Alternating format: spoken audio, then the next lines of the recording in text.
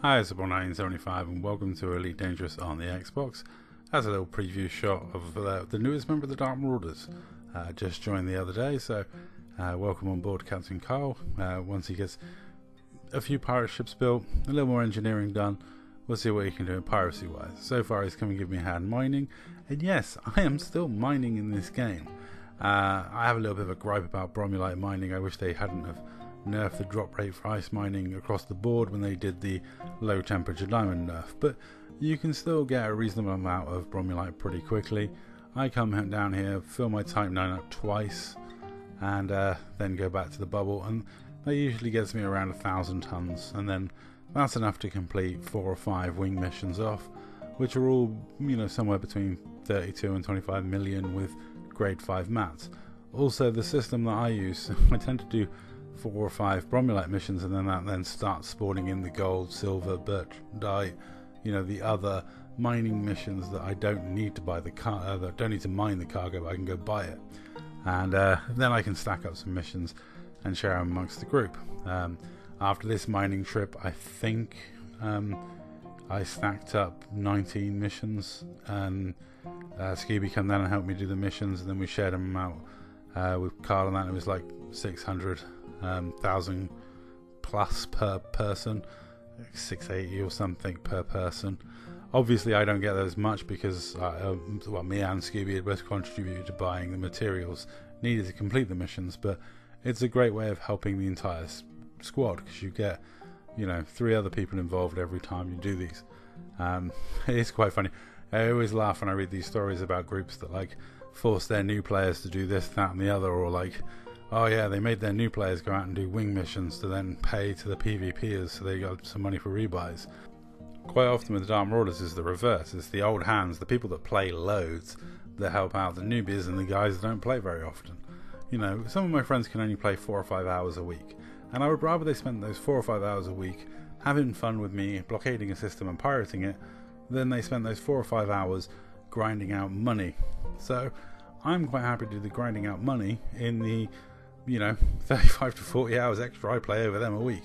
I don't know how much it is. Honestly, I don't keep track of my gaming because it would frighten me. But I play a lot of hours. I'm not going to deny that. Here I am. It's 1:30 in the morning. I'm making YouTube videos and mining.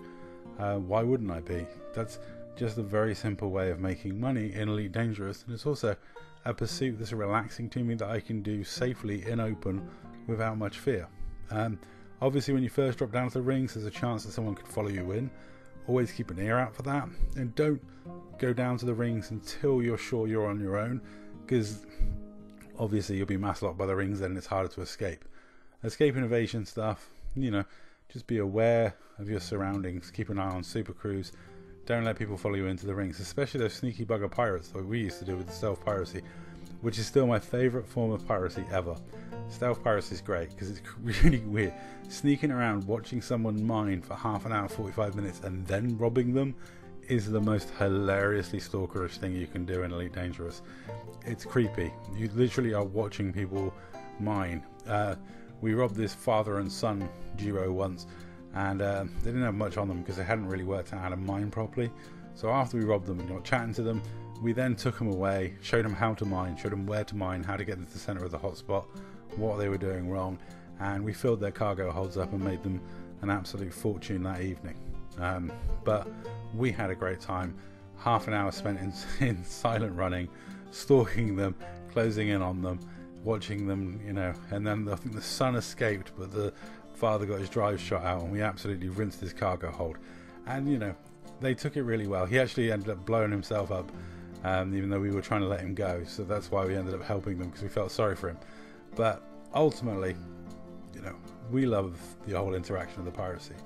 As a player who does mine, once I'm safe in the rings, no one's finding me. It's just, you're not going to instance with someone in the middle of the asteroid belt in an unknown location just mining away. So you're relatively safe. You can go AFK, wander backwards and forwards. The only thing I got to worry about is Scooby dropping in on my wing signal and disabling my drives while I'm AFK, because that has happened a couple of times. But on the whole, once you're in the rings, you're safe. It's just relaxing, easy entertainment, just a bit of mining that I can, I can go do chores, I can go sort out animals, I can, you know, do a bit of AFK mining where the trigger's held down while it mines a specific rock, and by the time I come back all my limpets have died because I've been away so long.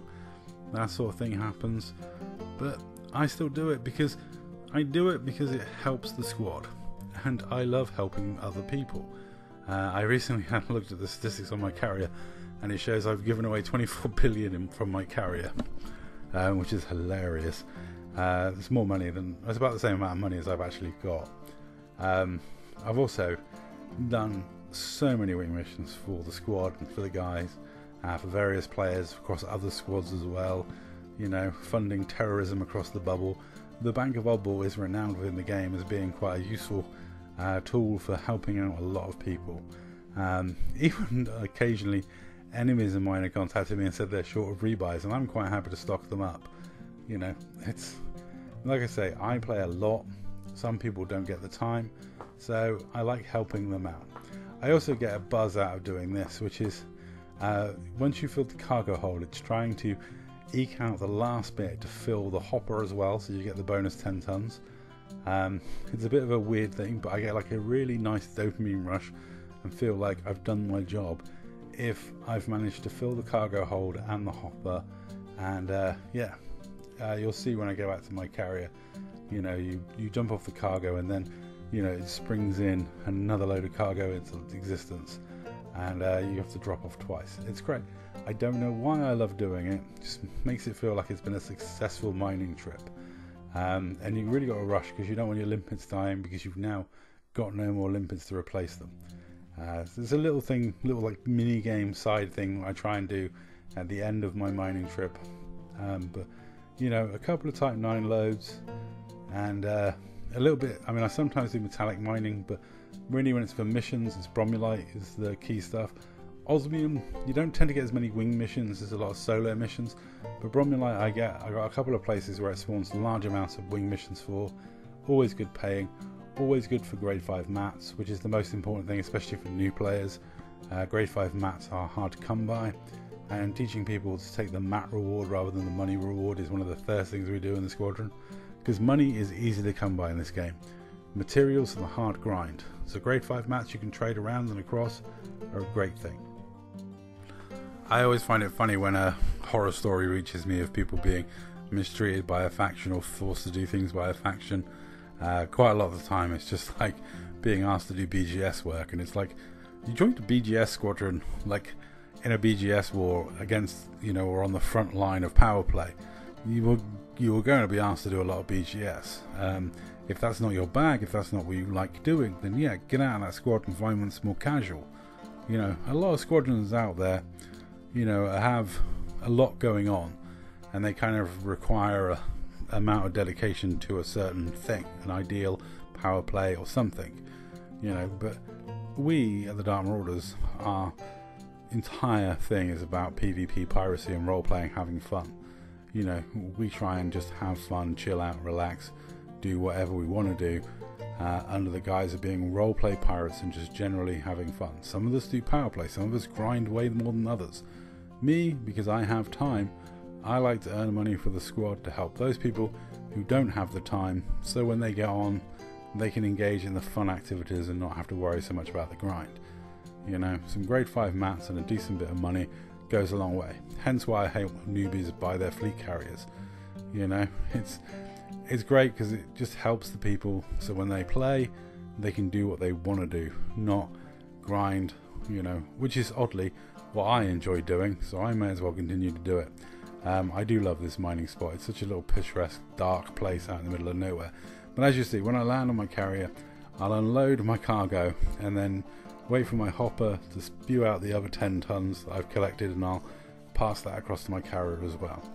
And like I say, I wouldn't say mining is worth it, but 1,000 tons is, you know, 4 to 5 wing missions being worth 30 odd million to 25 million each.